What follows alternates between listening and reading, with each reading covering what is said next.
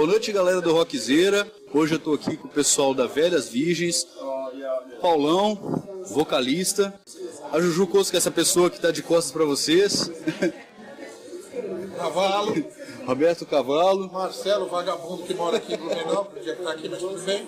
Fred da produção. o Fred da produção, Tô fumando cigarros lícitos lá. lícitos.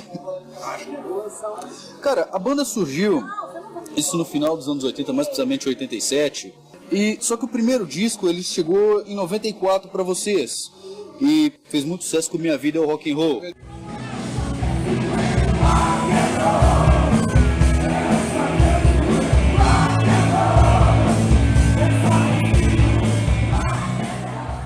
Ele só chegou em 95. A gente fez 94. Mas... 90... Eu encontrei ontem, cara, o Paulo Fedato. Isso tem a ver com esse disco. A gente fez o disco com uma gravadora independente e os caras deram um golpe na Videolar que produziu o disco e praticamente o disco ia ser moído. E aí a gente encontrou um amigo que nos deu uma força lá e evitou que esse disco fosse moído, que era o Paulo Fedato, que eu acabei de falar pra ele. Eu sou um profissional da música. Eu trabalhei a vida inteira em gravadora. Encontrei o Paulo Fedato outro dia lá, falei, ele falou, Velhazinho, né? Eu falei, pô, você salvou a gente, cara. O primeiro disco quase foi moído. Mas como foi pra vocês esse período ali entre 87 e até o lançamento disso? Porque houve um hiato muito grande onde vocês não pararam de trabalhar. Mas como é que foi esse período pra vocês, cara? Teve dois lados. Um lado de muita mudança de formação, né? A gente teve uns 20 ou 30 bateristas nesse tempo. Não conseguia fixar mesmo. Ia trocando, aparecia um de jazz, um de reggae, um que tinha uma bateria de metal, mas uma caixa da Vai-Vai. Inacreditável, assim, a gente mudou muito de formação. A partir de 90 eu assumi os vocais, né? Quem cantava era meu irmão antes. Celso. O Celso. Mas na verdade, nesse tempo todo a gente foi amadurecendo meio que essa onda do que a gente faz, né? Eu acho que até 90 a gente ainda estava meio dividido entre fazer uns papos cabeça e falar de putaria. Aí quando meu irmão saiu, a gente fechou mais em cima da putaria, eu comecei a tocar gaita, a banda ficou mais blues, né? E na verdade a gente foi evoluindo mesmo, cara, tentando tocar um pouco melhor e se virando para onde desce, e mudando muito de formação. A primeira formação que ficou mesmo, depois que meu irmão saiu do vocal e tal, era eu, o Fabiano, o Cavalo e o Lips. Eu tocava baixo e cantava, né? Aí depois entrou o Caio no lugar do Fabiano, e aí a gente gravou com essa formação o primeiro disco. O segundo disco entrou o Edu no baixo, para eu poder ter um pouco mais de mobilidade e tal. E a partir do terceiro entrou o Tuca no baixo, aí ficou bastante tempo a formação com o Caio na guitarra, Cavalo na guitarra, eu no vocal, o Lips na batera e o Tuca no baixo. Mas eu acho que essa demora toda, respondendo sua pergunta, foi por causa de mudança de formação e por uma busca mesmo de um discurso mais coeso, que a gente não sabia bem para onde ia. Se era muito papo cabeça ou muita boemia. Legal. Quando vocês lançaram o primeiro disco, houve ali a introdução que a Rita Lee escreveu. E ela veio a gravar com vocês Beijo de Coco no disco seguinte. Sim. No rádio rock das Velhas Virgens, lá fora a noite inteira rolando.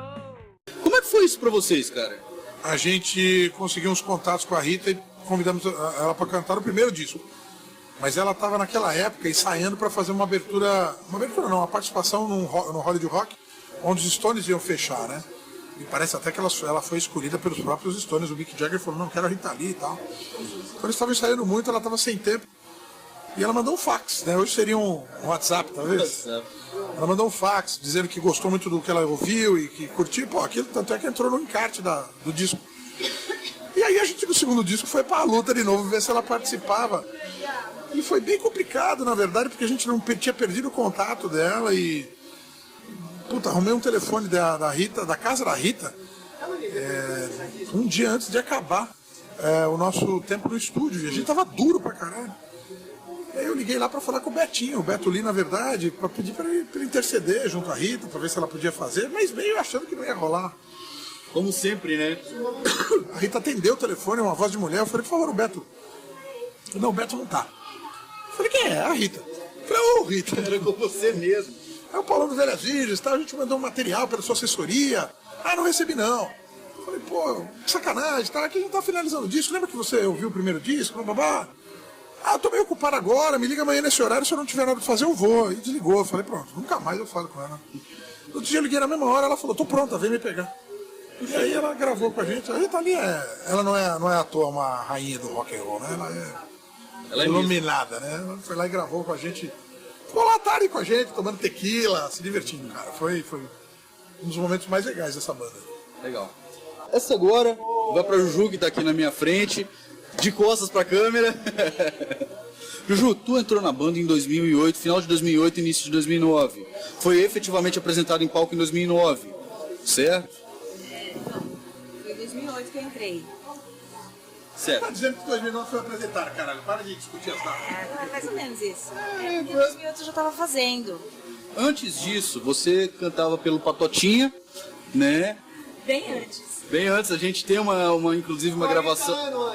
Inclusive a gente tem uma gravação do Raul Gil. Essa é a Patotinha. Eu sou a Julie. Bonita.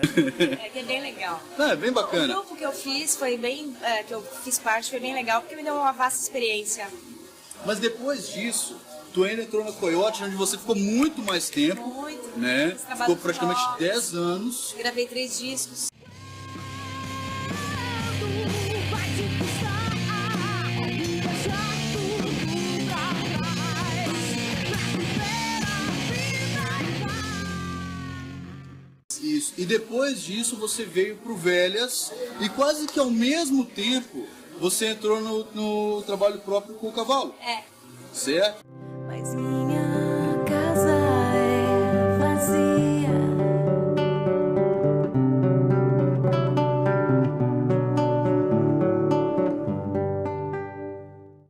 Surgiu esse trabalho, que o Cavalo estava com vontade de fazer um trabalho diferenciado, porque não cabia ao Velhas. Aí ele me chamou para cantar as músicas no Estranhos no Paraíso.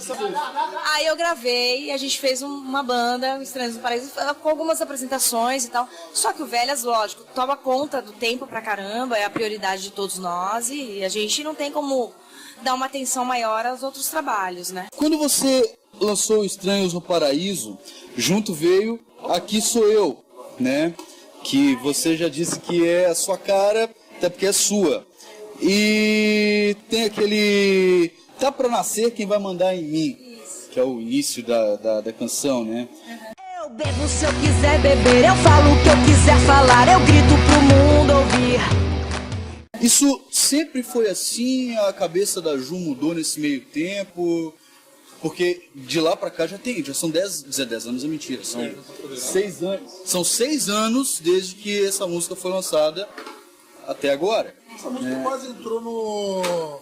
Ela teve na pré-produção do Ninguém Beija Como as Lésbicas.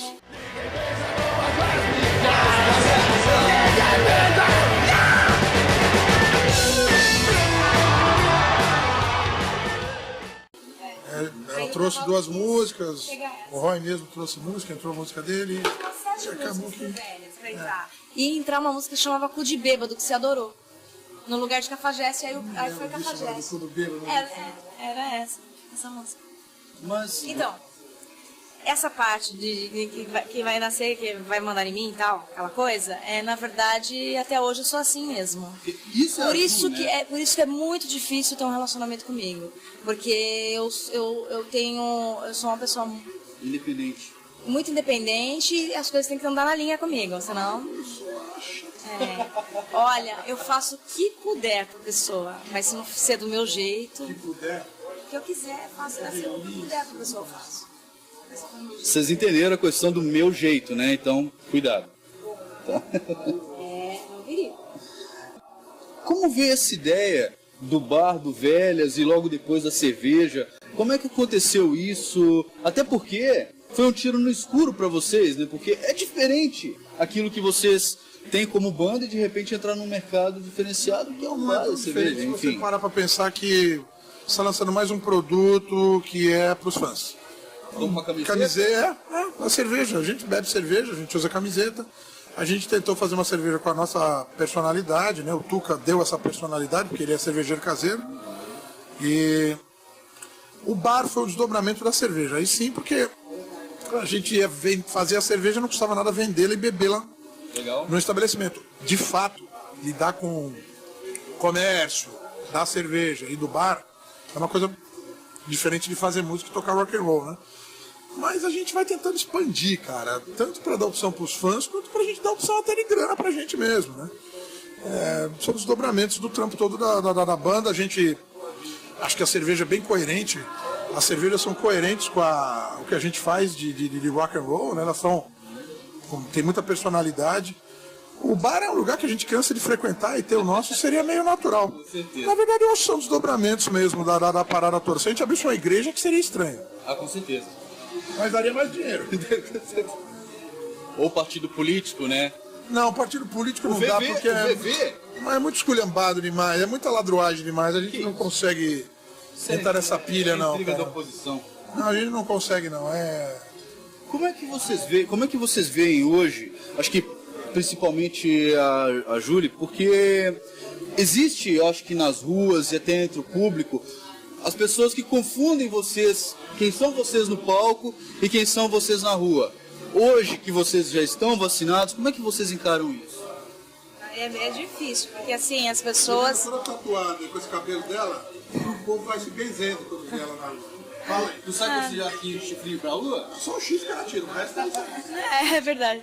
Não, eu nunca tive... Quantas vezes que o pessoal se benze, vai? Sempre, no mercado, assim, todo mundo fala assim, as pessoas falam assim pra mim, sabia? Preciso te falar uma coisa, Jesus te ama.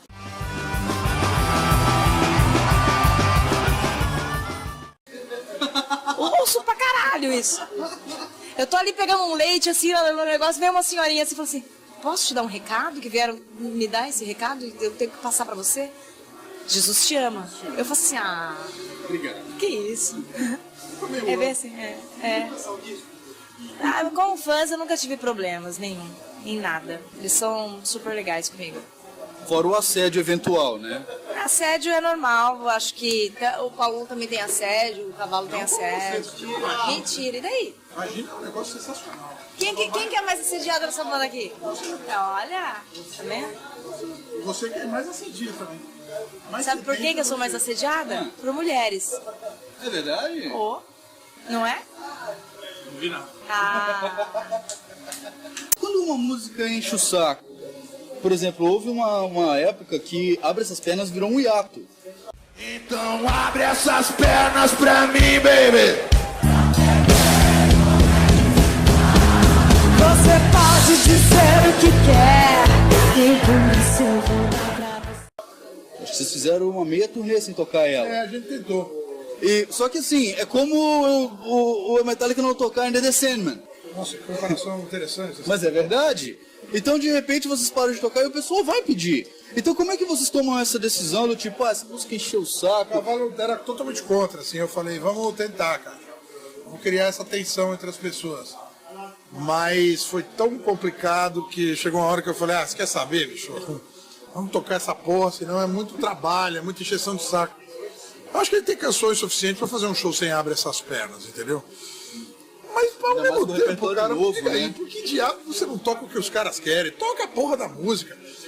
Nenhum de nós ficou quanto tempo, nenhum de nós não, o Los Hermanos, em quanto tempo sem querer tocar na Júlia, que é o grande hit deles, é uma viadagem desnecessária, as pessoas querem ouvir aquela porra, cara. Toca a porra da música. Deixa a Júlia falar. Eu acho que quando uma música acontece dentro de uma banda, é uma coisa que nem uma coisa sagrada. Tem que tocar, eu sei que é difícil às vezes pra uma banda fazer isso. Enjoa a tocar, mas eu acho que a gente tem que ter uma reverência pela música. Eu acho que foi a música que fez você, né? Você concorda, Cavalo? Eu tava falando sobre Abre Essas Pernas, que houve aquele ato que vocês não tocaram. Tentaram não tocar. Eu falei, você foi contra o que você queria continuar tocando. Cavalo é um populista. Cara, a música tem quase 3 milhões de acessos dentro do YouTube. É a nossa música longe, disparado, mais ouvida. Pô, não tem por que não tocar, né? Não vejo por que não... Vai irritar. Cria confusão. Aí depois, eles se mandaram, os caras ficam, por que vocês não tocam, não abrem essas coisas? Fala com o velho. Não, o velho é bravo. Fala, vamos cu então. Ele é bravo. Eles não sabem quem é bravo. Eles não sabem realmente quem é bravo nessa banda. Há um pouco mais de um ano, aquela pessoa que está escondida do lado de lá, o Cirilo, começou a tocar com vocês, né? Ele já se acostumou com o inferno ou ele ainda tá no clima de ar-condicionado? É uma pergunta boa pra você fazer pra ele. Vem aqui, viado, falar.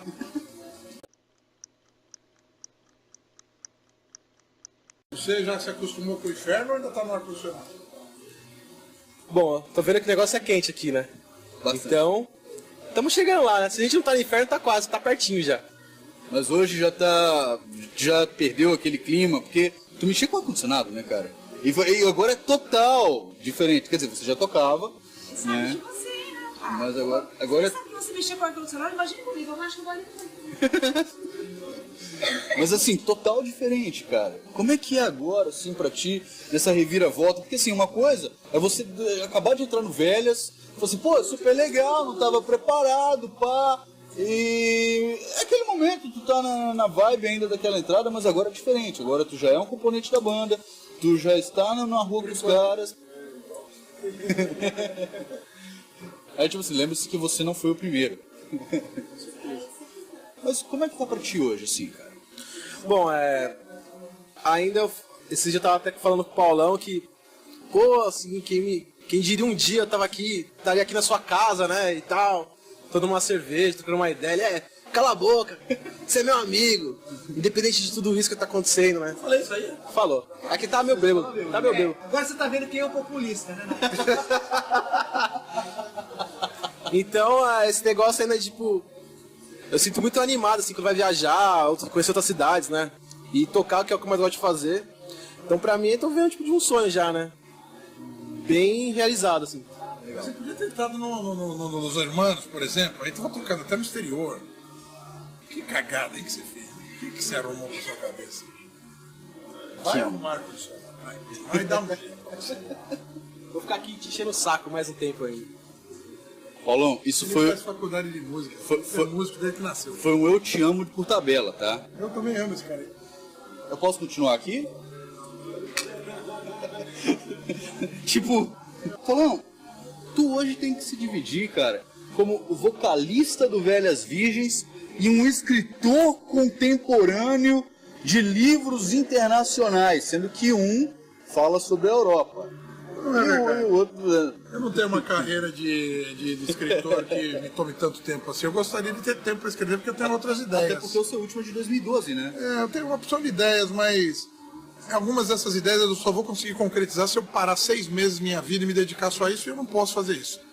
Eu tenho trampo em televisão para me sustentar, eu tenho um monte de coisa com as Velhas Virgens para fazer, a gente tem coisas que tem a ver com a cerveja, com o bar mesmo. Nesse momento não dá para dar uma parada. Eu gosto muito de escrever, mas hoje não dá tempo de dedicar minha vida a ser escritor. Eu gosto muito, mas esse não é o lado que toma mais tempo meu, não. Eu gostaria até que tomasse. Mas tu curtiu a vibe de escrever? Sim, não, tem outras ideias. Mas é o que eu te falei, você escreve 1, 2 livros meio na correria, dividindo o tempo com uma opção de coisa. Mas pra você virar escritor mesmo, você precisa se dedicar a isso, sabe? E aí você precisa de meses legais de pesquisa e de trabalhar a porra da linguagem toda, não é? O lance do livro da Europa, ele foi meio que um diário, né? Eu sou um puta cara metódico, então eu pego nota de tudo, então pra mim foi bem fácil ir descrevendo tudo que eu fazia, eu botei um pouco de mistério em alguma coisa, um pouco de humor e tal. E o outro livro que é o Loucuras do Rock, foi encomendado pela editora. Eles queriam que eu falasse sobre histórias curiosas do rock, eu dei uma pesquisada, botei um pouco do que eu conhecia e tal. Mas ser escritor mesmo, eu acho que é uma coisa mais profunda. Eu acho que é você, na verdade, se envolver muito com aquilo, ter tempo para se dedicar àquilo, preparar as coisas direito. Estive conversando com alguns amigos meus escritores, o Celso Campos Júnior, que é biógrafo do Adoniran, que é escritor, o André Bianco, que é escritor também de ficção e tal. E eles só falaram, pô, você não vai escrever de novo e tal. Até uma coisa legal de ouvir, de escritores que curtiram o que eu escrevi, mas... Meu, não dá pra ser 3, cara. 2 eu consigo, mas 3 não dá. Você já falou abertamente sobre a influência que o Velhas tem, vinda do Renato, vinda do Cazuza, que são ícones ali, até do Raul, que são ícones ali dos anos 80. E o Velhas trouxe muito disso em sua carreira. Você tem tudo pra me conquistar. Você tem exatamente um segundo pra vender a Para vocês hoje, como é que vocês enxergam essa influência que o próprio Renato, a Cássia Eller também deixaram, e o Cazuza, e, enfim, que são pessoas que tiveram que enfrentar uma barra foda, primeiro porque eram homossexuais, mas venceram, mas ficaram pelo caminho, mas deixaram um legado legal. E como é que vocês enxergam isso?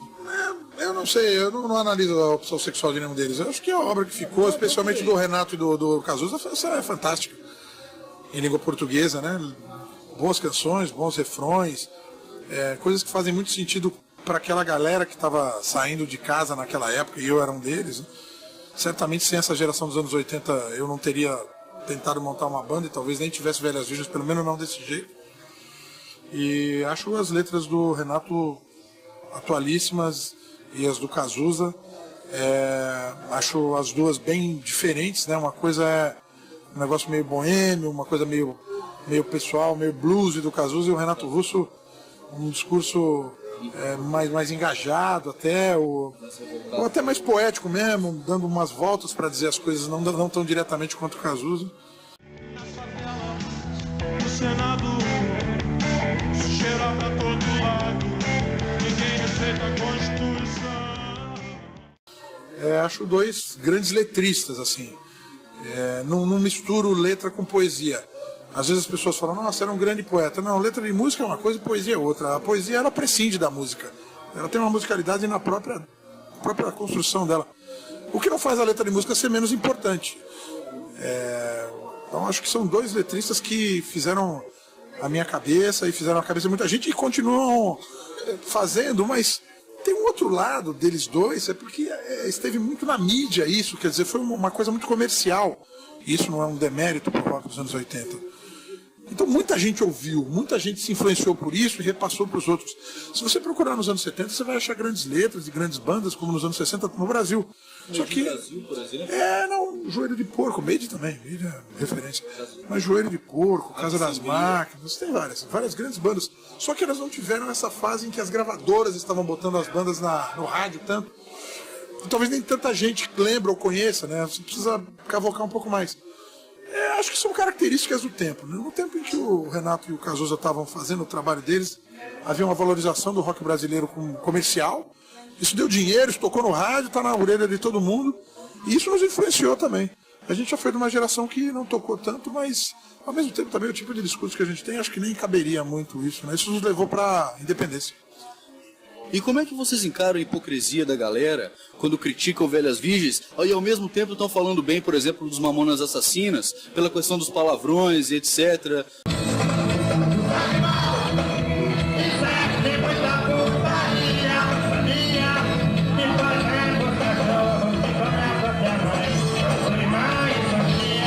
Não necessariamente os Mamonas, eu estou citando um exemplo hipotético, tá? O exemplo dos Mamonas é meio complexo, porque a gente é contemporâneo dos Mamonas, eles têm um discurso diferente, mais acessível a muita gente. A piada era mais fácil de ser compreendida, era uma mistura sonora muito mais ampla do que a nossa, né?